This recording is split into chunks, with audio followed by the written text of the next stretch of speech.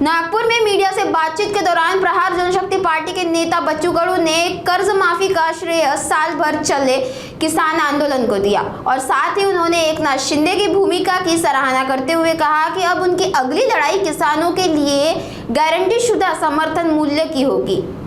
साथ ही फर्जी बीज बेचने वाली कंपनियों के खिलाफ उम्र कैद जैसी सख्त सजा की मांग करते हुए महाराष्ट्र की राजनीति पर भी बड़ा बयान दिया। खरं तर आता कर्जमुक्तीचा हा प्रवास एकंदरीत जो आम्ही वर्षभर चालवला आणि या सगळ्या याच्यामध्ये 29-30ला कदाचित होणारी कर्जमाफी आपण आज खेचून आणली। यामध्ये आमच्या कार्यकर्त्याचं, शेतकऱ्याचं आणि खास करून मीडियाचं या सगळ्यांचं मी आभार मानेल। आमचे राजूजी शेट्टी असेल, वामनराव चटप असेल किंवा महादेवराव जानकर, नवलेजी असेल, याच्यासह जे प्रहारच्या कार्यकर्त्यांना जे मेहनत घेतली आणि सातत्यानं 1 वर्ष असं नाही आहे का एका ठिकाणी आंदोलन केलं, 2 दिवस आंदोलन केलं, आम्ही संपवलं असं नाही।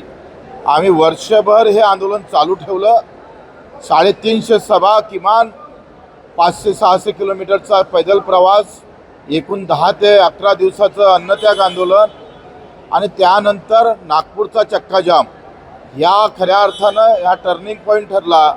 नागपूर जाम केला आणि सरकारचं तोंड उघडायला सुरुवात झाली।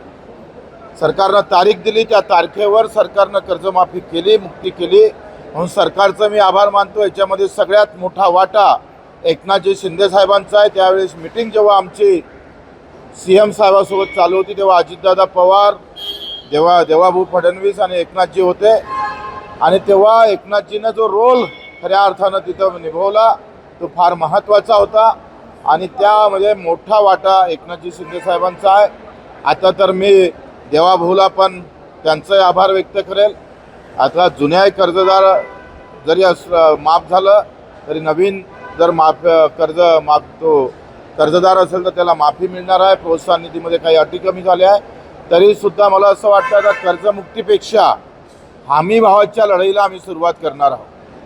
कारण आखरी कर्जमाफीमध्ये डोक्यावरचा बोजा कमी होते, पैसे खिशात काही येत नाही आणि खिशातले येणारे पैसे सरकार कुठं थांबवते का याच्यावर आम्ही पूर्ण नजर ठेवणार आहोत। हमी भावाची लढाई अधिक मजबूत करणार आहोत आणि त्याच्यासाठी पूर्ण प्लॅनिंग आमचं तयार आहे। त्या पद्धतीने आम्ही समोर जाऊ। म्हणजे सरकारमध्ये राहून तुम्ही एमएसपी साठी पुन्हा एकदा नवा लढावंच लागेल। सरकार त्याच्यासाठी आहे आणि सरकारची कधी कधी कान उघडणे सामान्य शेतकरी मजुरासाठी करावं लागतं, ते आम्ही करत राहू।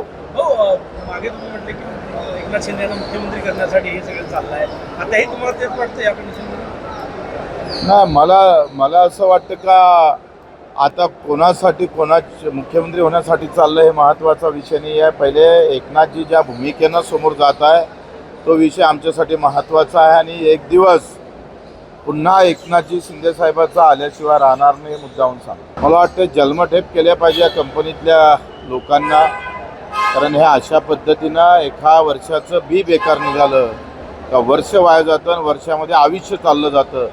मग हुतुतुवाला असेल हे जे काही बियाणं आहे यांनी निश्चितच आम्ही पण सभागृहात तो मुद्दा मांडला होता आणि याच्यावर कठोर कारवाई करण्यासाठी खरं तर समोर गेलो पाहिजे।